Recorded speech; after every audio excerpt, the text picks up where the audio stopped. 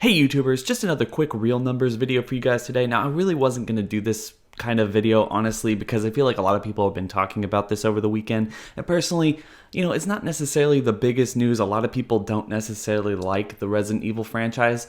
Honestly, I actually kind of find it pretty awesome. I just kind of grew up with it. The first film came out in 2002, and, it's basically been going every 3 to 4 years. I think the last 2 years, like a 5-year gap from 2012 to 2017. But, every 3 to 5 years since 2002 for the last 15 years. And to get 6 films is amazing, but also this latest news is pretty awesome too.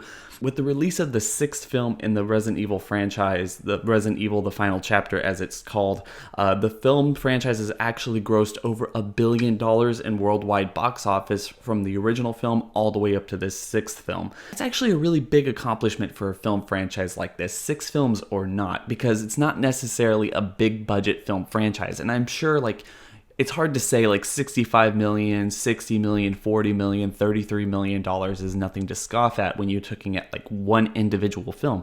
But you have to imagine exactly how much money other films and other franchises have been spending on every single one of their movies. I mean, it doesn't necessarily compare, but when you consider the fact that Marvel spends upward of $200 million on almost every single one of its films, you start looking at the gravity of how much these movies are actually making as opposed to how much they're actually spending on them.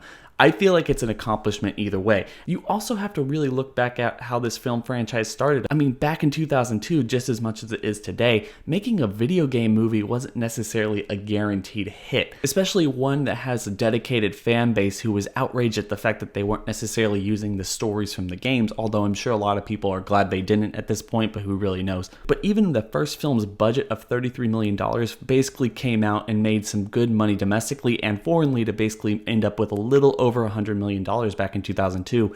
Then it basically rode that success with each individual film thereafter, with its sequel, Resident Evil Apocalypse, making $130 million worldwide. Extinction, the third film of the franchise, making about $148 million worldwide. And then basically blowing up with the last 2 films, Resident Evil Afterlife and Retribution, making basically $300 million and $240 million respectively. Now, with this film having made about $80 million worldwide as of its opening weekend domestically, plus the fact that it's been out in Japan for a couple of weeks now, having amassed about $30 million there, there's a lot to be said about this and the success of this particular franchise. No matter what you think of the quality, it's actually really interesting. First of all, this franchise has been around for about 15 years now. If you look at how much money this franchise has been making throughout its 15-year run, you can almost track and calculate how important foreign markets have become to big budget Hollywood filmmaking just by looking at each and every single one of these films individually in their respective years. Even looking at this particular month, you could see just how important these films are in foreign markets and just how ScreenGen has played not only with this film but the Underworld film that came out earlier this month, and how they reduced the production budget of each of those films in order to make them more successful overseas. Because as I've already discussed in one of my real numbers videos, the amount of money that they use in order to not only market overseas, but the money coming in is not necessarily the money that we're seeing. Obviously, ScreenGen knows what they're doing. They're cutting budgets and they're actually making a big profit off of these films, and I can't imagine how much money they're going to be making after this film. It does look like it's going to be a pretty big success. Probably not as big as the last 2, but I mean probably bigger, not adjusted for inflation, obviously, but probably bigger than the first 3 in the franchise, and that's pretty good regardless of how much money it actually makes domestically.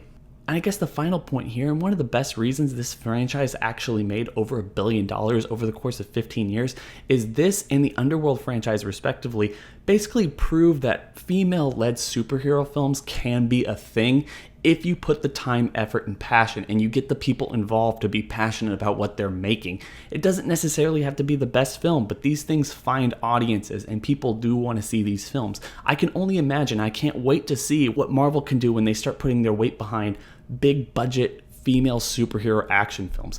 And honestly, no matter what your thoughts on this particular franchise is, I believe it's worth noting the fact that this franchise actually made a whole lot of money, and it proves a lot of good points outside of any artistic ability that you think is lacking. And I really think that that's one of the things that we need to look at going forward, because as we accept that this film is a success, then we could probably get even better films. So maybe this isn't the last Resident Evil franchise film that we're going to see. Probably not. I mean, if franchises or Hollywood has taught us anything, if it's successful, they're going to keep making it.